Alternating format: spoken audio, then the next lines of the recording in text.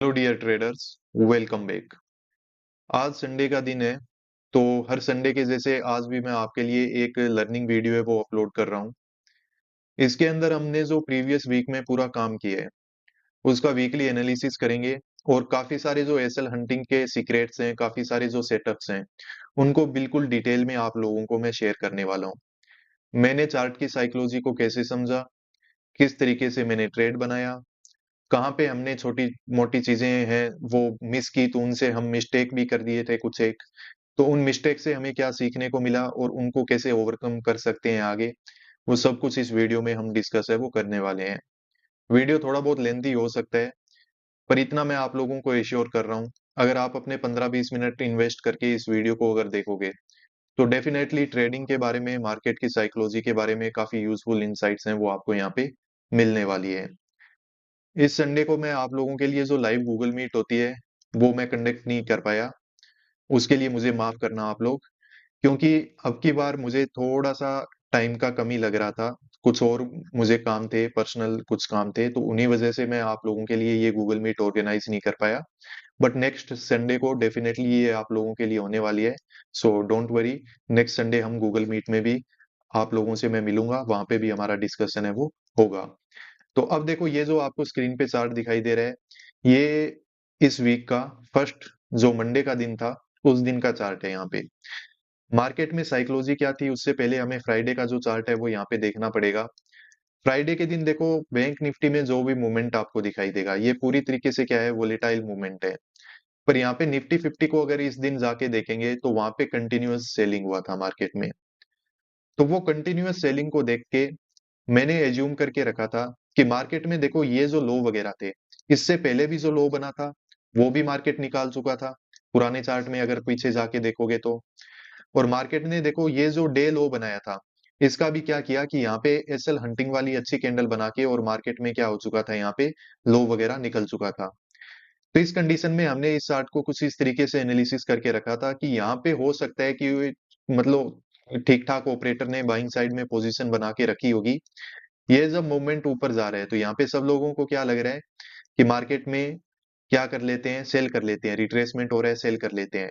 पर मार्केट क्या किया कि अचानक से ऊपर चला गया, इवन यहाँ पे छोटे मोटे ब्रेकआउट वगैरह भी देके रखे हैं।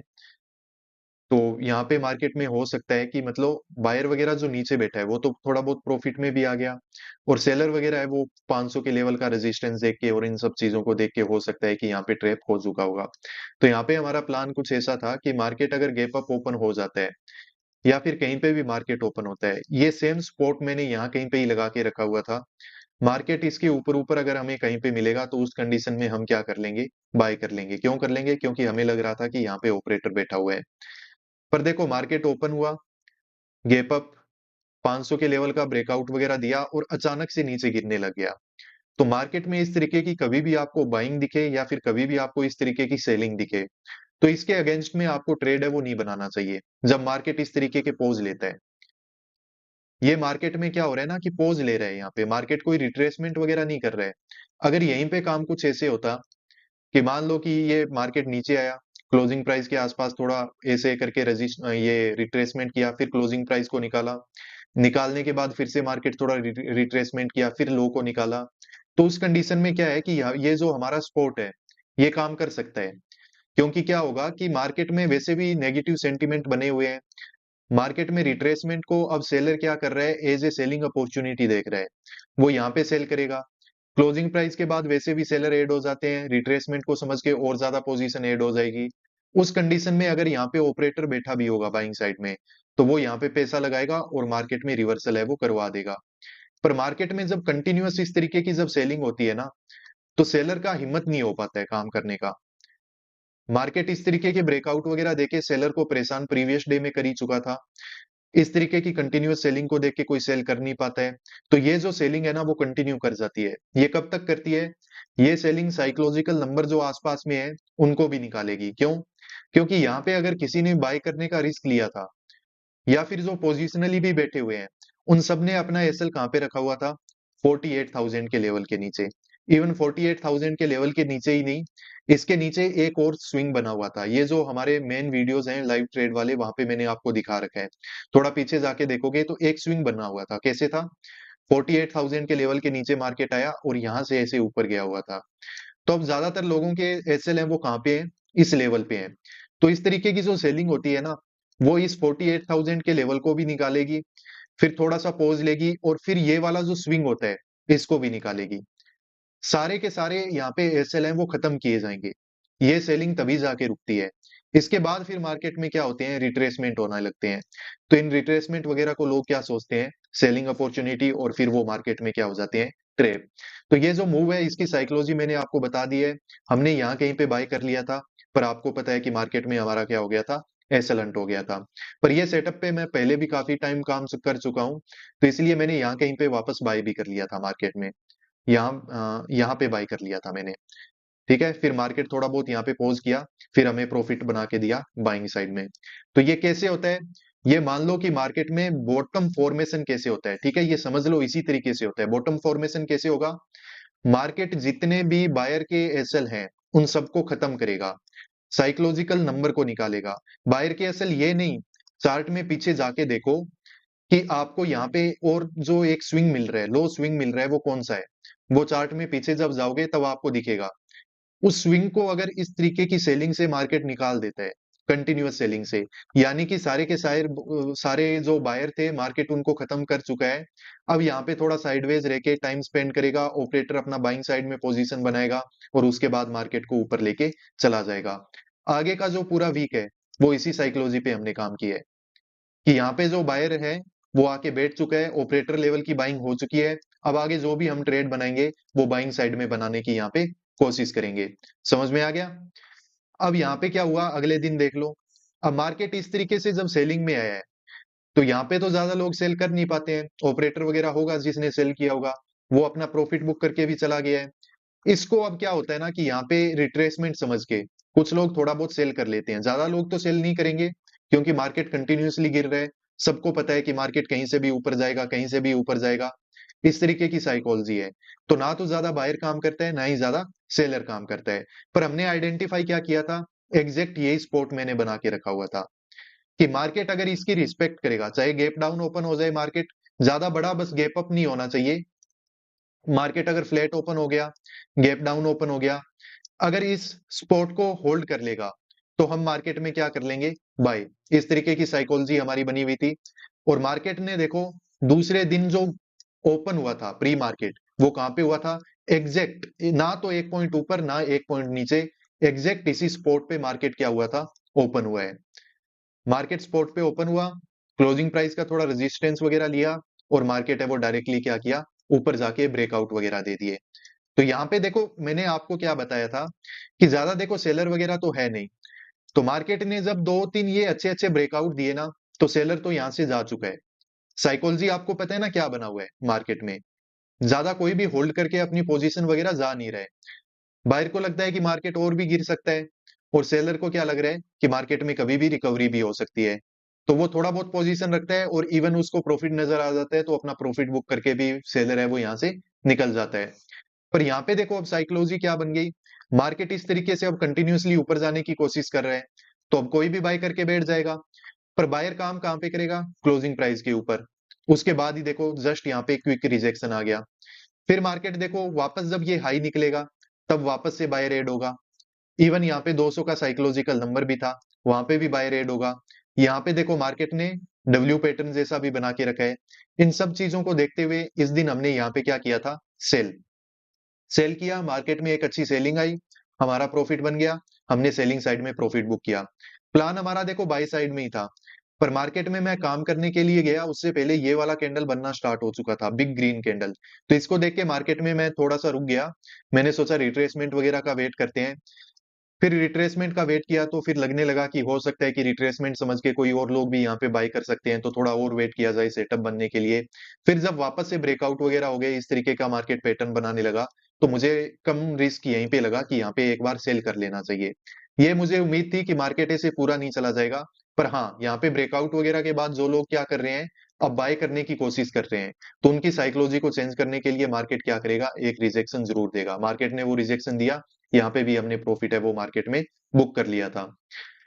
अब जो एग्जैक्ट मैंने स्पॉट बना के रखा हुआ है, ये उस दिन मैंने क्या बना के रखा हुआ था, रेजिस्टेंस। मार्केट इसी के नीचे इस तरीके से अगर होल्ड कर रहे हैं, मैंने आपको एक बात समझाई थी कि बायर ने काम कहाँ पे किया, यहाँ पे किया है, इसको निकाल दिया।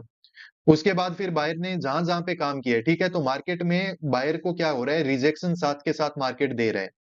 और जैसे मार्केट रेजिस्टेंस यहाँ पे ले रहा है एक ही लेवल पे कंटिन्यूअसली बार बार, तो यहाँ पे जस्ट क्या किया जा रहा है, इस रेजिस्टेंस को दिखा के सेलर को इनवाइट किया जा रहा है।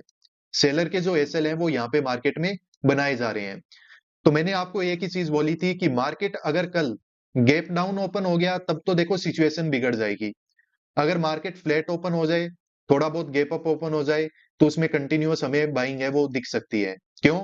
क्योंकि देखो मार्केट अगर ज्यादा नीचे खुल गया फिर तो देखो 48,000 के लेवल को देख के कोई भी बाय कर लेगा।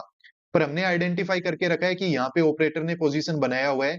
तो मार्केट में एक रूल होता है, जहां पे ऑपरेटर बैठ जाता है ना, वो मार्केट को वापस अपने आसपास आने नहीं देता है। वो उसमें थोड़ा सा हमेशा डिस्टेंस डाल के रखता है। तो मार्केट अगर गैप डाउन ओपन हो गया तो इसमें चार्ट रिपीट का भी साइकोलॉजी लग जाएगा। प्लस यहाँ पे क्या हो जाएगा, ये मतलब कुछ चीजें आपको मैं बता रहा हूँ कि मैं अपना एनालिसिस कैसे करता हूँ चार्ट का, आप कैसे कर सकते हो। तो ये चीजें सुनते रहो, जितना सुनोगे, जितना इनको समझोगे, कहीं ना कहीं लाइफ में, कहीं ना कहीं आपकी ट्रेडिंग में डेफिनेटली आप इनको यूज कर पाओगे। ठीक है। तो उम्मीद करता हूं कि आप इसी जोश और इसी मतलब फोकस के साथ आगे बढ़ते रहोगे वीडियो में। तो यहाँ पे क्या था कि रेजिस्टेंस था, तो रेजिस्टेंस से सेलर को इनवाइट किया गया। मार्केट फ्लैट ओपन हुआ और मार्केट में फ्लैट और गैप अप के कंडीशन में मैंने आपको बता ही रखा था हमें क्या करना है, बाय। हमने एग्जैक्टली यहीं पे बाय किया, यहाँ पे अच्छा खासा प्रॉफिट नजर आया, हमने पोजीशन से एग्जिट ले लिया। अब यहाँ पे देखो मैंने एक चीज आपको और बोली थी, उस दिन का वीडियो जाके देखना। वहां पे मैंने आपको एक चीज बताई थी कि मैं यहाँ पे एग्जिट तो ले रहा हूँ, पर ये जो कंटिन्यूअस बाइंग हो रही है ना, ये बाइंग और हो जाएगी। इसमें एक अच्छा ब्रेकआउट जो होने वाला है वो अभी भी बाकी है। वो मैं क्यों बोल रहा था, क्योंकि यहाँ पे देखो जो सेलर ट्रैप हुआ था, उस सेलर ने अपना एसएल वगैरह कहाँ पे रखे हुए थे, ये विक के ऊपर रखे हुए थे। और कोई 500 के लेवल के ऊपर रखा हुआ था, उसको तो देखो मार्केट टारगेट कर ही चुका है। काफी सारे लोग हैं वो विक के आसपास एवरेज कर लेते हैं, वेट कर लेते हैं। तो उनको मार्केट ने क्या किया, पॉज लेके, मार्केट जब रिट्रेसमेंट नहीं करता है ना, तब मान लो कि आगे अगर कंटिन्यूअस सेलिंग हो रही है तो सेलिंग और ज्यादा हो जाएगी, और अगर कंटिन्यूअस बाइंग हो रही है तो वो बाइंग और ज्यादा हो जाएगी। अब आप 1 मिनट की कैंडल को देख सकते हो कि ये रिट्रेसमेंट ही तो है, नहीं है ये रिट्रेसमेंट। ये मार्केट पोज लेता है, इसको जब 5 मिनट के कैंडल करके देखोगे तब आपको समझ में आएगा। एक ऐसे बड़ा कैंडल होगा, उसके बगल में दो ऐसे छोटे छोटे कैंडल होंगे। तो ये रिट्रेसमेंट नहीं होता है, ये क्या होता है, पोज होता है। तो इस कंडीशन में अगर मार्केट के पास ऊपर एसएल है, ऊपर कोई छोटा मोटा स्विंग हो रहा है, तो मार्केट क्या करता है, उसका भी ब्रेकआउट दे देता है। यहां से कभी भी रिवर्सल है, मतलब कभी भी तो कहना गलत होगा, पर most of the time market यहाँ पे क्या करता है, रिवर्सल है वो नहीं लेता है। ठीक है, इतना समझ में आ गया। 500 के लेवल का ब्रेकआउट हो गया, स्विंग वगैरह थे वो निकल गए, यानी कि सेलर के एसएल हैं वो खत्म हो गए। वापस यहाँ पे कौन काम करना स्टार्ट कर देगा, अब बायर। मार्केट जैसे ही उसको 500 के लेवल के आसपास मिल रहा है, तो यहाँ पे काम कौन कर रहा है, ज्यादा से ज्यादा बायर काम कर रहा है। यहाँ पे बायर ने काम किया होगा। इवन यहाँ पे मार्केट ने देखो डबल टॉप बना के, डबल बॉटम बना के रखा है, तो यहाँ पे भी बायर काम कर लेगा। तो इस दिन ओवरऑल अब यहाँ पे क्या है कि सेलर तो खत्म हो चुका है, सेलर के एसएल वगैरह है नहीं, और मार्केट में यहाँ पे अब काम कौन कर रहा है, बायर। तो इस कंडीशन में देखो, अब हमने क्या आइडेंटिफाई करके रखा हुआ है कि यहाँ पे बायर बैठा हुआ है ऑपरेटर। तो हम यहाँ पे भी बाय करने की कोशिश कर रहे थे, यहाँ पे भी हम बाय करने की कोशिश कर रहे थे, इवन हमने बाय भी किया। अब अगले दिन क्या हो सकता है, एक चीज मैंने आपको बता दी कि ऑपरेटर बैठा हुआ है तो अपने आसपास तो आने नहीं देगा। तो इस दिन मैं सोच रहा था कि मार्केट छोटा मोटा अगर गैप अप ओपन हो जाए ना, वो ठीक है। क्यों? क्योंकि देखो बायर यहाँ पे ऑलरेडी बैठा हुआ है, छोटा मोटा गैप अप देख के और ज्यादा बायर यहाँ पे काम करेगा, और फिर मार्केट में यहाँ पे रिजेक्शन वगैरह है वो आ सकता है। पर इस दिन मैं मार्केट में थोड़ा फोकस नहीं कर पाया कुछ वजह से, तो उसी वजह से ये मैं जज नहीं कर पाया कि ये जो गैप अप है वो छोटा है या फिर बड़ा है। एग्जैक्टली मार्केट है वो हमारे रेजिस्टेंस के आसपास ओपन हुआ था, यहाँ कहीं पे 750 के आसपास मैंने एक रेजिस्टेंस लगा के रखा हुआ था। मार्केट वहीं कहीं पे ओपन हुआ और डायरेक्ट क्या हुआ, रिजेक्शन में आ गया। अब ऐसा क्यों होता है, ठीक है समझ लो, एक बार फिर से बता देता हूँ। देखो यहाँ पे हमें पता चल रहा है कि ब्रेकआउट वगैरह हो गए, सेलर को मार्केट है वो निकाल चुका है। काफी दिनों से लोग हैं वो वेट कर रहे हैं कि मार्केट कब रिवर्सल करेगा, हम बाय करेंगे। तो उन सब ने क्या करके रखा हुआ है, यहाँ पे बाय करके रखा हुआ है। नीचे हम आइडेंटिफाई कर पा रहे हैं कि बाइंग साइड में ऑपरेटर भी बैठा हुआ है। तो ऑपरेटर तो अपने आसपास कभी आने नहीं देगा, तो इस बायर को अब कैसे ट्रैप किया जाए? इसको ट्रैप करने के लिए सबसे इजी क्या है, मार्केट देखो गैप डाउन अगर ओपन हो गया तो आपको पता है कि ज्यादा बड़ा रिजेक्शन आएगा नहीं, क्योंकि यहाँ पे कौन बैठा है, ऑपरेटर। तो उसको लेके तो ऊपर ही जाना है, अपनी पोजीशन के आसपास लेके वो क्यों ऊपर जाएगा? अगर नीचे से ऊपर जाएगा तो कोई ना कोई और बाय कर लेगा, फिर तो मार्केट ऐसे ही ऊपर नीचे होता हुआ रह जाएगा। तो इसलिए क्या होता है कि मार्केट थोड़ा सा गैप अप ओपन हो जाता है, जैसा लोगों को चाहिए वैसा ही हो जाता है। लोगों को गैप अप चाहिए ना, ताकि बाय कर पाए, और जो बाय करके बैठा हुआ है उसको कॉन्फिडेंस चाहिए, तो मार्केट गैप अप ही ओपन हो जाता है, और गैप अप सस्टेन नहीं करके डायरेक्ट कंटिन्यूअस क्या होता है, सेलिंग में आ जाता है। जो मंडे के दिन का चार्ट था, सेम वही यहाँ पे आपको सेलिंग है वो दिखाई देगी। मेंटरशिप प्रोग्राम में जिन भी लोगों ने इनरोल करके रखा था, तो वहां पे जिन लोगों ने मंडे वाले सेशन को समझा था, तो इस दिन उन्होंने अच्छी एंट्री भी बनाई, इसका फायदा भी उठाया था। एक दो लोगों के मुझे रिव्यू मिले थे, तो वहां पे उन्होंने बताया कि ये एक बहुत ही अच्छा सेटअप आपने बता दिया, कि बहुत अच्छे से हमारे लिए काम किया। ठीक है, तो ये जो मूव होते हैं वो रिपीट होते हैं, आप इनको सीखो।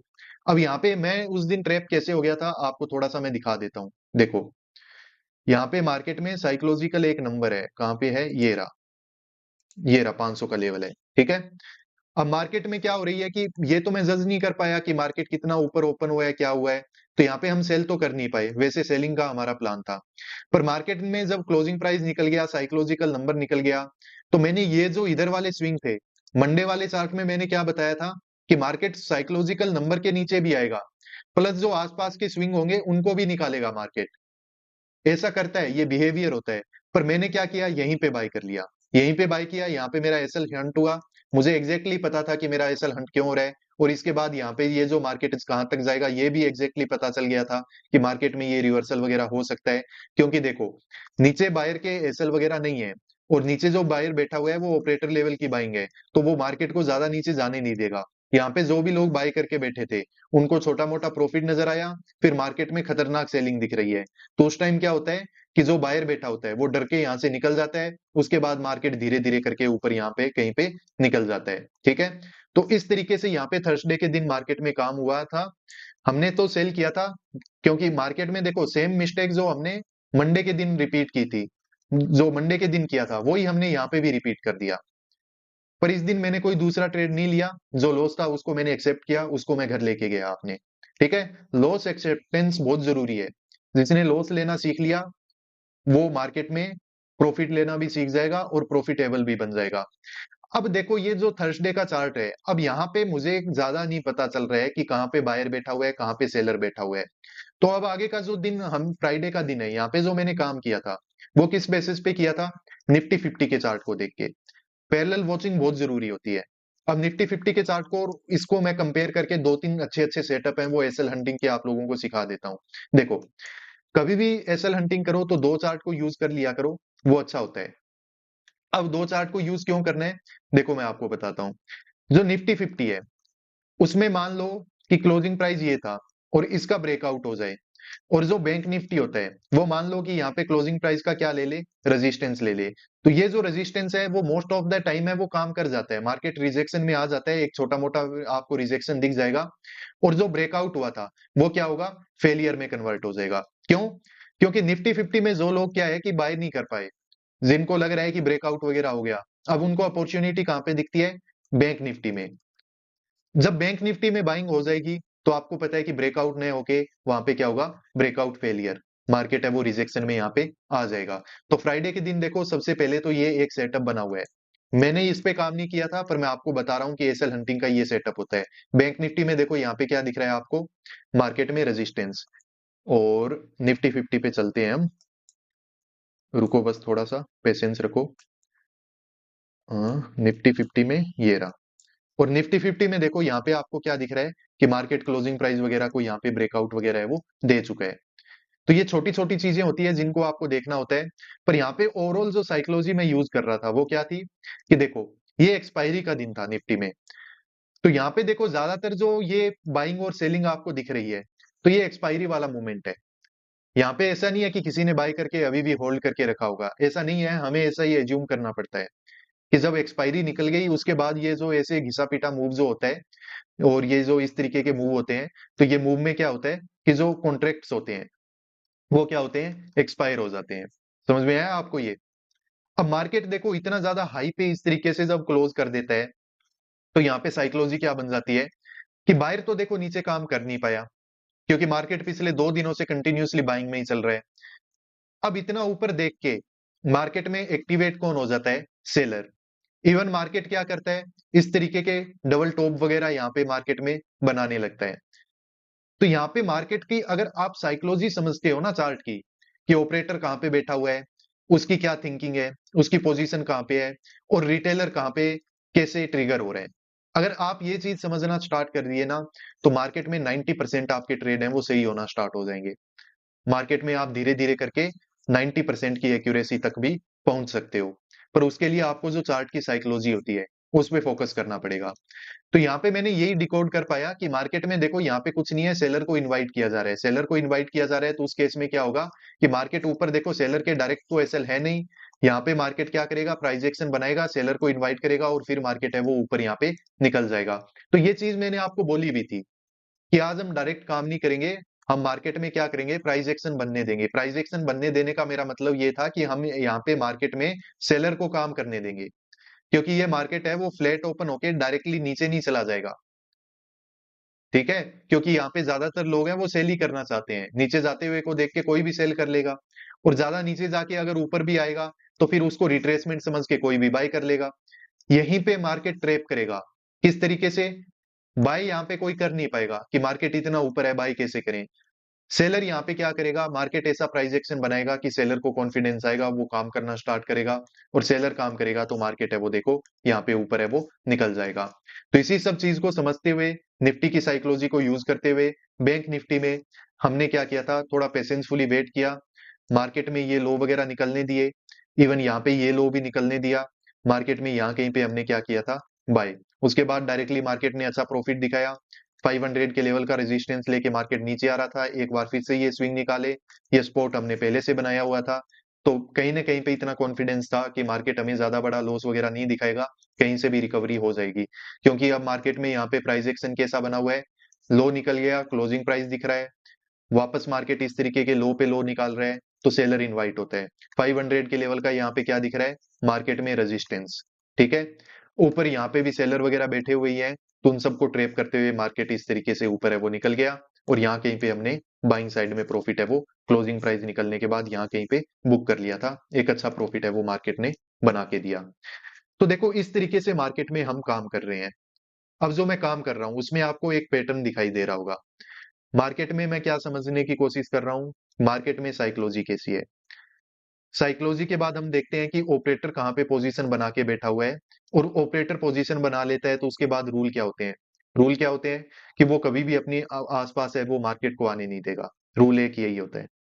दूसरा ये है, अब मैंने खुद के लिए रूल क्या बना के रखे हैं, जब मुझे मार्केट में पता चल जाए कि ऑपरेटर ने यहाँ पे पोजीशन बना के रखा है, तो मैं ज्यादा से ज्यादा कोशिश करता हूँ कि उसी डायरेक्शन में काम है वो मार्केट में किया जाए, बाइंग डायरेक्शन में ही काम है वो मार्केट में किए जाए।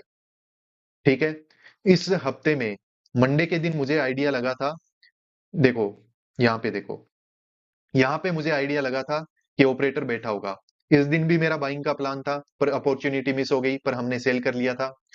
यहाँ पे भी बाय किया, यहाँ पे भी बाय किया, और यहाँ पे भी मार्केट में हमने क्या करके रखा था, बाय करके रखा था। मंडे के बाद जो 4 के 4 ट्रेडिंग सेशन थे, हमारा प्लान उन चारों में ही बाइंग का था। बस बैठ के आराम से बाइंग की अपॉर्चुनिटी ढूंढो, जब बाइंग की अपॉर्चुनिटी आ जाए तब वहां पे बाय कर लो। मार्केट में प्रॉफिट बने तो सबसे अच्छी बात है, लॉस बने तो कोई नहीं, एक्सेप्ट कर लो, उसके बाद आगे से प्लान है उनको चेंज कर लेंगे। तो इसी तरीके से आपको मार्केट में एक एंकर पॉइंट है वो ढूंढ के काम है वो करना चाहिए, तभी जाके मार्केट में हम कंसिस्टेंटली प्रॉफिट है वो बना पाएंगे। नहीं तो अगर डायलेमा में रहोगे, खुद के लिए रूल नहीं बनाओगे, तो कंसिस्टेंटली प्रॉफिट बनाना बहुत मुश्किल हो जाएगा, ट्रेड्स को आइडेंटिफाई करना बहुत मुश्किल हो जाएगा, मार्केट की साइकोलॉजी नहीं समझोगे, मार्केट में चार्ट रीडिंग की प्रैक्टिस नहीं करोगे, तो कभी कभार मार्केट में मतलब ट्रैप होना स्टार्ट हो जाओगे, पता ही नहीं चलेगा कि कब ये ब्रेकआउट होता है, कब ब्रेकआउट नहीं होता है। तो इसके लिए कुछ एक जो रूल्स हैं उनको आपको फॉलो है वो करना चाहिए। उम्मीद करता हूँ ये इतना बड़ा वीडियो आपने आखिर तक देखा होगा, और आपको यहाँ से डेफिनेटली कुछ सीखने को मिला होगा। अपने रिव्यूज वगैरह आप मुझे शेयर करना हो इस कमेंट बॉक्स में। बाकी नेक्स्ट जो वीक होगा उस पे डेफिनेटली आप लोगों के लिए मैं गूगल मीट है वो ऑर्गेनाइज करने वाला हूँ संडे को। आप सब लोगों के प्यार और सपोर्ट के लिए धन्यवाद। मिलते हैं नेक्स्ट वीडियोस में। Peace out.